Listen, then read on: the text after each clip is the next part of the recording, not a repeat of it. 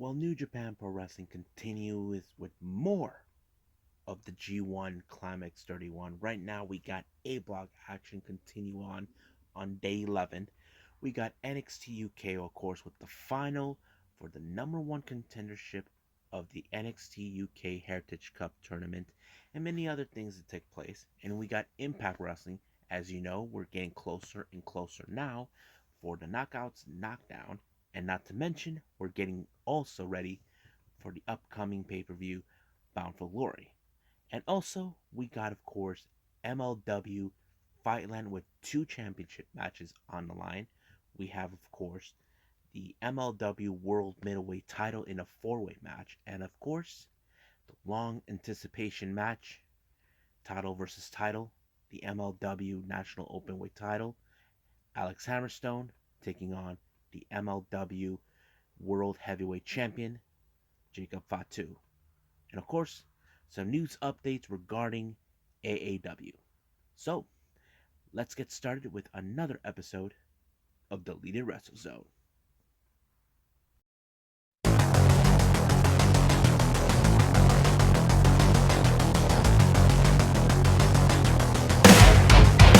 Are you ready? Get up, get up! Get up, get up! Get up, get up! Get up, get up!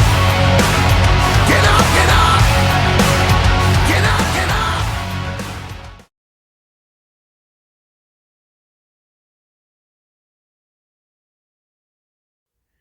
Welcome everybody to Deleted Wrestle Zone. All things that it's pro wrestling with AEW, NXT, New Japan Pro Wrestling, Impact Wrestling, the National Wrestling Alliance, various promotions, wrestlers, matches, and championships. I am your host, J-Rod here. So let's begin with day 11 of New Japan Pro Wrestling's G1 tournament. Right now we got the A block action. As you know, one match gets 2 free points by a forfeit. But, however, the opening match was, of course, a young lion versus a well-popular wrestler. That is, Rohi Owa taking on El Desperado. But you can guess right away that Desperado was going to win this because the point of the young lions, they're limited of their move sets, but, however, they always lose against a popular wrestler. However, there was always determination they could win their match unless they're fighting someone from the young lions, whoever's in their class. So that's how I see it. Now, the competitor who gets the 2 free points, it's none other than Kenta taking on the ticking time bomb, Hiromu Takahashi. I have to say the match was pretty good. I think it kind of showed Hiromu he could maybe one day, jump weight class to heavyweight. Right now, he's currently in the junior heavyweight division, but however, Kenta once again won this match in a similar fashion that he did with Tomohiro Ishii, allowing himself to gloat once again at Hiromu. Now, the next 4 matches are, of course, for the G1. First match, we have Tangaloa taking on the Golden Star, Kota Ibushi. And it was a pretty good match. You know for a fact that this is going to be a good match when it comes to Kota Ibushi, and he nailed it with the Kamigoye, allowing himself to win the match. Now, the next match, we got Yujiro Takahashi taking on Zack Sabre Jr. This was a very interesting match, but, however, as you all know, Zack Sabre Jr. has been on the roll winning matches, and I think that kind of plays out in a good way. But he did pick up the victory against Yujiro, so he seems like one of those that could go all the way to the top. Next match, I have to say it was the most interesting match. Toru Yano taking on Shingo. Now, why do I think it's the most interesting? As you know, Toru Yano is a trickster. He likes to play games with his opponents, bring in duct tape, he brings in handcuffs, trying to cheat his way through. Even blindfolds people, but it doesn't work. But when it comes to Shingo, he's always on point. What is he gonna do? Excuse me. But this time, Shingo played dirty on him, playing by using his old tricks where he used the shirt to cover his face, and 1, 2, 3, It was already over. So basically, Yano did not get away with this one. Now, our next match, we have the Great Okan taking on Tomohiro Ishii. Now, this was a very interesting match because I would have presumed the Great Okan would have won this one. But no, the only match that he lost before this match, was Zack Sabre Jr. And I have to say, I was a bit of surprised that it was Tomohiro Ishii to win this match. I would have assumed. But however, he's still alive in this one. And however, there was no indication of if there was any wrestler that's already been out. As I mentioned, Hiroki Goto was already out, but no one in the A block has been announced that they're out of the tournament. But hopefully, in the following, not day 12, but day 13, I'm assuming someone is out of the tournament. But right now, let's review a little bit of the point-based system. As you know, let's look at the A block. So what do we got? We got Kota Ibushi with 4 wins, 2 losses. Shingo, 4 wins and 2 losses. That's 8 points. So he's tied with Kota Ibushi. Zack Sabre Jr., he's ahead with 10 points with 5 wins and 1 loss. We have Toru Yano, 3 wins, and 3 losses with 6 points. Tomohiro Ishii the same, 3 wins and 3 losses with 6 points. Yujiro Takahashi, 2 wins, 4 losses, 4 points. Same with Tangaloa, 4 wins, 2 losses. Kenta, 4 wins and 2 losses. And the Great Okan, 3 wins, 3 losses. So, in my opinion, I say Zack Sabre Jr. is still on top, but I think I'm more concerned about the ones like let's see, Yujiro Takahashi only has 4 points, so I predict that he could be the one be bumped off the G1 if he's out. So practically that's how I see it. So basically that's one of my presumptions. As for ones that have 6 points, there is a chance they could be out, but we'll see what we get there on the following one. I'm very excited to see who's going to win this one. But for now, we'll just wait and see, and we'll find out the following day with the B block.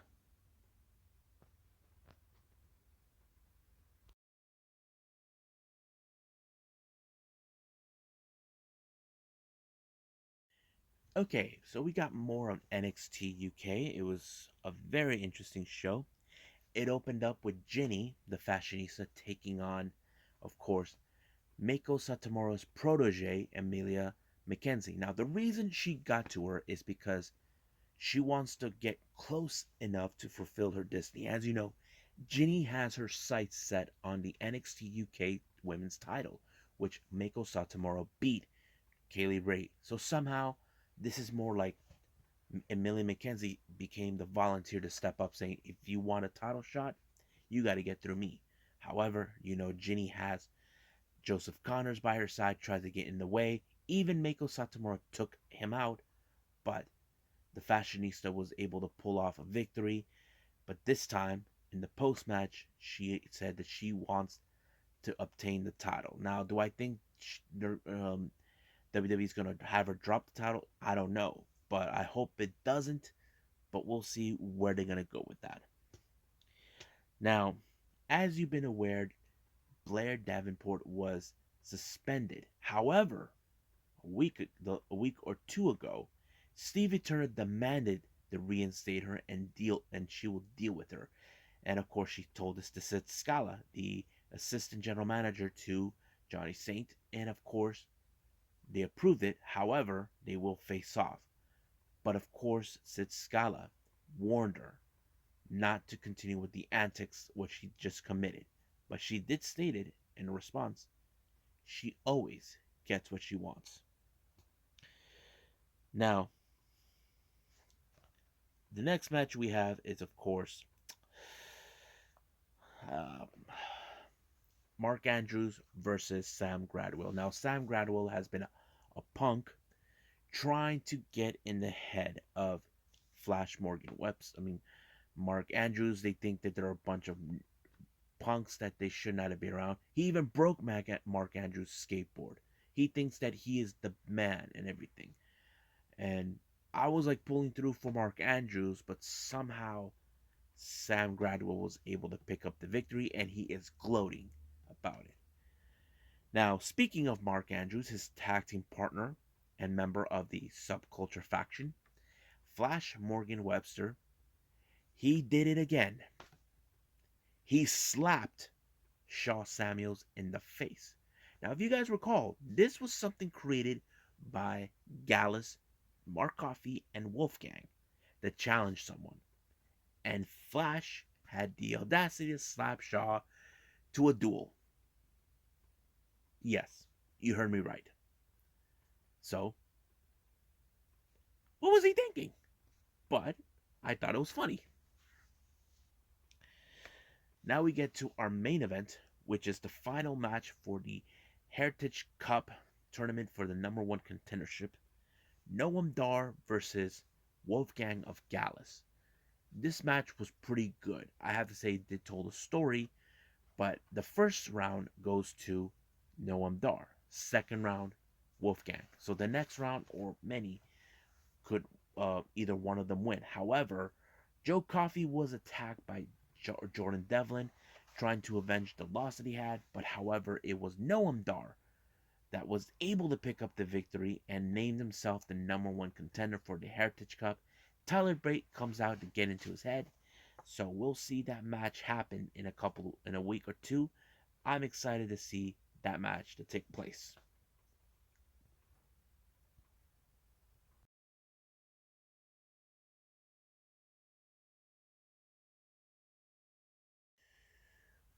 Alrighty, so we got Impact Wrestling. The opener, I have to say, was a pretty good opener. Um, Bullet Club, Hikuleo, Chris Bay, and El Fantasmo taking on Finn Juice, David Finley, Juice Robinson, and teaming up with them is the Chris Sabian. It was a pretty good match. It was great. However, Chris Sabin had everything under control except for Phantasmo, giving him the punch to the groin, and I thought it was funny, but it did allow for Chris Bay to pick up the victory. So basically, Bullet Club are now making headways in Impact Wrestling. Now, they jump into an interview with Josh Alexander. Now, the main event features Josh teaming up with Christian Cage. However, there's been more like, how do I say this? Not animosity, more like Josh Alexander is determined to obtain the one thing that feels that he has to possess, and that is the Impact World title that Christian has right now. However, he's not going to look sight on his tag team match with Christian against Ace Austin and Madman Fulton. Now, we did see the return of Heath in the previous Impact show. He comes out giving a promo, talk about Rhino. He wants to talk to him, find out what is going on.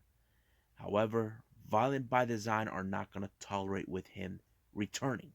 So what they did, that they're saying Rhino is never going back to that disease infective sick person that he was. And they gave him a warning to go home, never come back, or they'll make sure he stays home. As you know, it was Violent by Design last year to put him out of action. But, however, Heath wasn't backing down and received a, a, a beating of a lifetime. But, however, the real question remains by many fans, where was Rhino? Nobody knows. It's still unclear whether if he still sides with Violent by Design or will he stand with the one man that always had his back. We'll just find out and see what's going to take place. Now, speaking of more interviews, Willie Mack and Rich Swann were talking about how Willie Mack, we all know he's part of the qualifying match of the Triple Threats for the X Division title. Apparently, he was interrupted by the Learning Tree, consistent of Manny Lemons and Ziggy Dice. So, they decided to go and get themselves booked in a tag team match with them, thanks to Swan and Mac. However, Brian Myers wasn't sure if that was a good idea, but it did. Apparently, it was too late to change their minds. They wanted to make it happen. Now, our next match is a 6 women knockouts tag team match. We have Kimberly Brandy Lauren teaming up with Lady Frost, who's a bit creeped out with those two, taking on Tasha Steelz, Savannah Evans, and of course the debut of Mercedes Martinez. I thought it was a pretty good match. However, the match did tell the story how Mercedes Martinez and Tasha Steelz were not seeing eye to eye, or let's just say they're looking at each other, because we do know that both of them are involved in the tournament. Whoever wins that match will get a shot of the knockouts title. So that kind of plays out in a way, but it was Tasha that picked up the victory for her team. Now, during the post match, when Brandy Lauren and Kimberly tried to escape, Alicia Edwards shows up to get payback against those two for the disappearance of Swinger Girl number 3. However, when she was taken backstage, Gail Kim gave her a chance to get down and dirty against Kimberly, bringing her kendo stick, Kendra.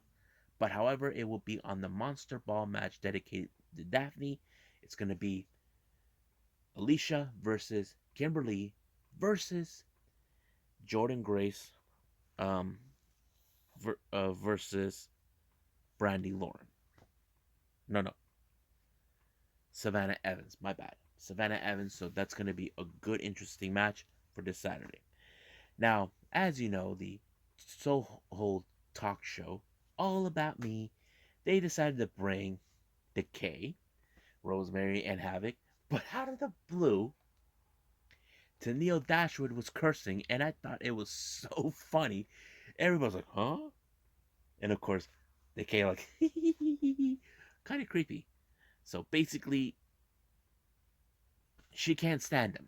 However, they are objective. They influence both Dashwood and Rain to obtain the one thing that they have, which is the Knockouts Tag Team titles, which is something now they're designed for. But we'll see what happens this coming Saturday. Now, as you know, Moose made it, and W. Morrissey made perfectly clear there are no friends in the Impact Zone. They took out Sammy and Eddie Edwards. But of course, they admit to each other that are not afraid to beat down. That's practically what's going to happen. I don't know when will that ever happen. Excuse me. Now we get to the Triple Threat X Division qualifier match. We have Black Taurus, Steve Macklin taking and versus Petey Williams. It was an amazing match. I was surprised that Petey Williams had the match won, but however, it was Steve Macklin that ended it, allowing himself to be involved in the X Division hunt, which is going to be great to see. Now, we saw the interview with Josh Alexander talking about Christian Cage. Now it's Christian Cage turn the same thing with Josh Alexander. He had some things to say about he doesn't believe he's going to dethrone him. But however, he got a visit from a Philly merely a face, and that face is none other than the fallen angel Christopher Daniels. But he did plead it with Christian. He wants a shot of the title because this was a title he never obtained while he was in Impact. He did obtain the X Division and the Tag Team titles. Now, we all saw what happened to Swingers Palace. They're closing its doors. Basically, Falabal came out the gloat, having their way, believing that they got what they deserved. Now, our next match, we have the Learning Tree, Zicky Dice and Manny Lemons taking on Willie Mack and Rich Swann. I thought it was a pretty good match. It showed how they're not that Zicky Dice and what's his name?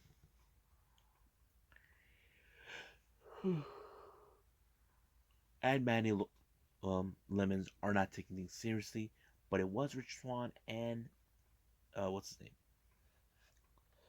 Rich Swann and Willie Mack that picked up the victory, but however, the rest of the Learning Tree, Brian Myers, Sambil and VSK attacked them and leaving them dead on the ground.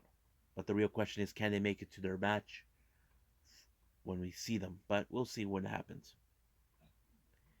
Now, as you know, the feud between both Deonna Purrazzo and Mickie James is taking a toll. We just saw last week that Deonna Purrazzo took matters in her own hands and attacked Mickie James in her home. She decided to talk with the Moore and Gail Kim to figure out what is her punishment for showing up to her house. However, the Moore came up with this idea: no contact clause. That means if Mickie James touches Deonna Purrazzo, she will not get her title shot at Bound for Glory. Now, when Deonna Purrazzo thought it was funny, what she didn't realize that if she decides to violate the rules, Scott D'Amore will strip her of the title. Now she continues with conspiracy theories, but however, Gail came up with this idea: pick your poison. So basically, Mickie James will pick her opponent for knockouts, knockdowns, and it's still unclear who will be challenging Mickie James. Now our main event: Ace Austin and Madman Fulton taking on Christian Cage and Josh Alexander. I thought this match was pretty interesting because you can tell there is no communications coming with both men, both Cage and Alexander, but it did allow for Alexander to finally get no, I mean Christian Cage somehow was able to pick up the victory by tagging himself right away, and of course this leads to maybe an explosion ready to happen. But for now, we'll see what happens in knockouts, knockdowns, and I'll be back with more of Impact Wrestling.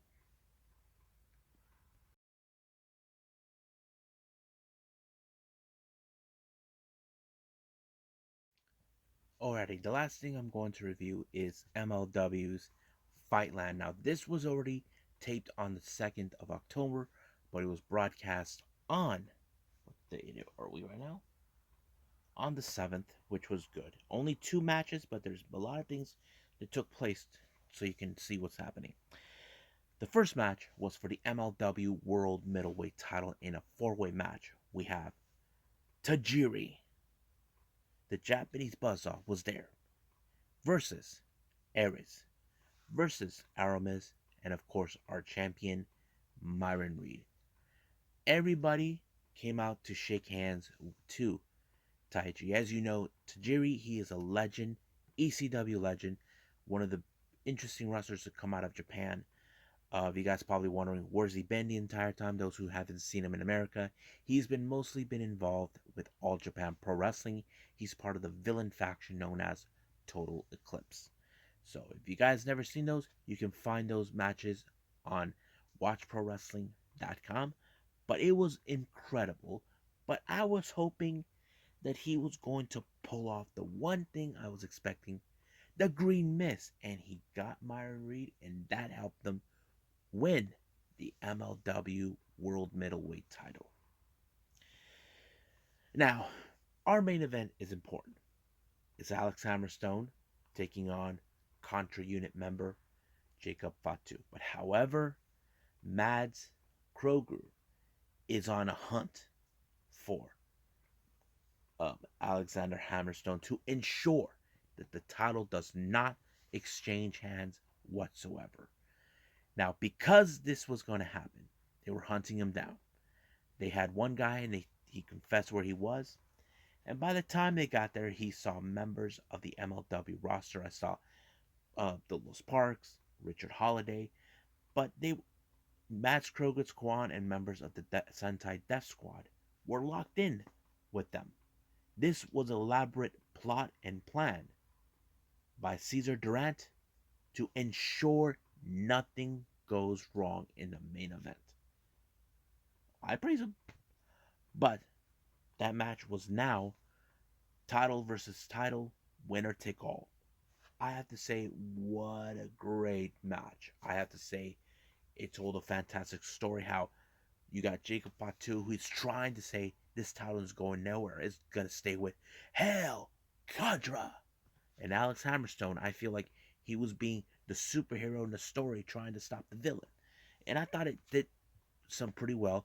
But of course, we cannot forget Jacob Fatu was not in the ring alone. He had in his corner the mastermind, and I'm presuming maybe the leader of Contra Unit, Joseph Samel. His involvement almost, but this match even went on to become a no disqualification match throughout the entire time.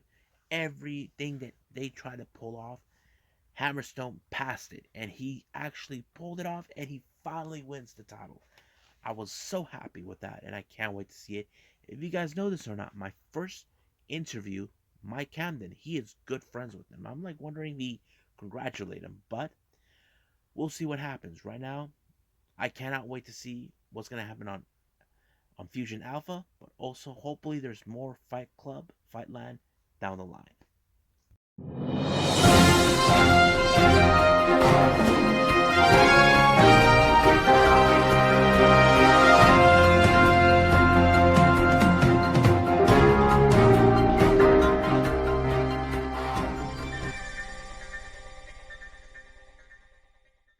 Well, the last thing I got for all of you is these news updates. So, let's get started. This is the only news update I was get. AAW, Chicago-based promotion, has announced their upcoming event later on at the end of this month of October. Hell Hath No Fury. It's been announced it's going to take place on the 30th of October at 2 p.m.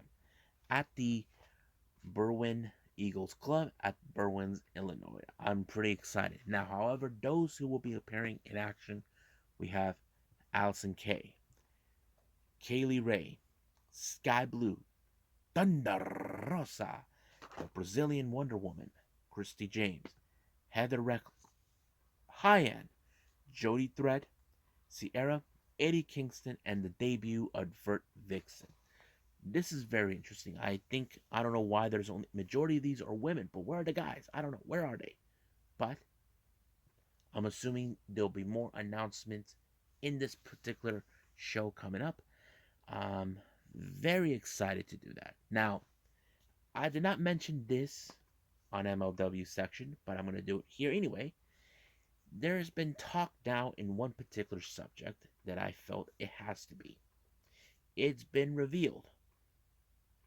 Will Ospreay will make his MLW debut later this fall.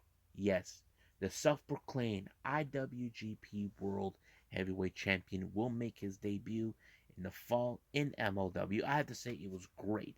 Now, you probably want to say there's a lot of dream matches that could place, like either Jacob Fatu, Myron Reed. I don't know. The possibilities are endless. We all know how great he is. We know he's a great character, great performer. I'm like, wow. But we just gotta wait and see what's gonna happen. But I'm waiting to see who will be the first to take a crack at him. But let's just wait until that day happens, and we'll see what lucky competitor will be the one to challenge him. Well, I hope you guys enjoyed this episode. I really enjoyed everything. So coming up, we got more on G1 of the G1 by New Japan on day 12. Of course, we got AEW Rampage, 205 Live, and also going to review a past event from mid-June by Pro Wrestling Georgia, or PWG, which is similar to Pro Wrestling Guerrilla, but they're not. I can't wait to review this one, and of course, if it doesn't exist, I'll put something else at the moment. But I'll see you guys in the next DWZ time, same DWZ channel. I must bid all of you adieu. So goodbye, and have a nice day. Bang.